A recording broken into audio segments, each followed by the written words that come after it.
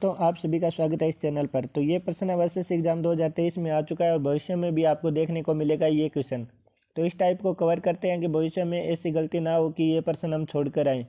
तो प्रश्न क्या बोल रहा है, टिन्ना और सिन्हा की आय 2:3 के अनुपात में है।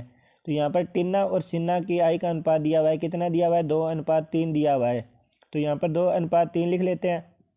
फिर क्या कह रहा है कि उनका व्यय है वो 3:5 के अनुपात में है। व्यय का मतलब यानी खर्च उनका कितना है, 3:5 के अनुपात में है। फिर क्या कह रहा है, यदि प्रत्येक 1000 रुपये की बचत करती है, यानी टिन्ना और सिन्हा दोनों है वो 1000 रुपये की बचत करती है, तो टिन्ना की आय क्या है, तो हमें टिन्ना की आय बतानी है। तो ऐसे प्रश्नों में हमें क्या करना होता है, सबसे पहले इनका अंतर समान करना होता है।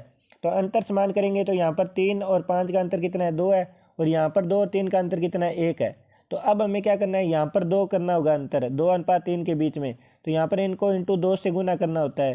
तो यहाँ पर टिन्ना और सिन्हा का नया अनुपात क्या आ जाएगा, यहाँ पर आय का अनुपात आ जाएगा, 2 से इसे गुना करेंगे तो कितना आ जाएगा, 2 × 2 यानी 4 हो जाएगा, और यहाँ पर इंटू 2 से गुना करेंगे तो कितना हो जाएगा, 6 हो जाएगा। और व्यय यहाँ पर हमारा कितना है, 3:5 है ही। तो यहाँ पर अब अंतर है वो सेम हो गया, 4 और 6 में 2 हो गया, 3 और 5 में 2 हो गया। तो यहाँ पर हमें इतना कर लेना है।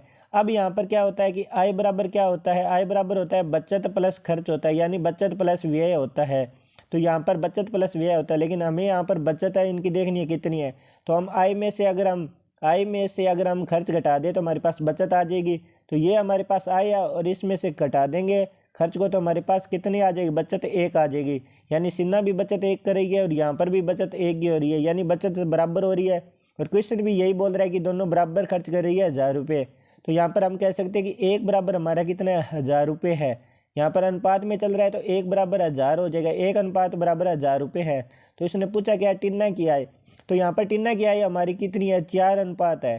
तो 1 अनुपात बराबर 1000 है, तो 4 अनुपात बराबर कितना हो जाएगा, तो इंटू 4 करेंगे तो कितना आ जाएगा, 4000 आ जाएगा। यानी टिन्ना की आय कितनी है, 4000 रुपये है। तो यहाँ पर ऑप्शन नंबर 1 है वही आंसर हो जाएगा। उम्मीद है आपको ये प्रश्न समझ में आया है। अगर बढ़िया लगा है तो लाइक ज़रूर कर देना।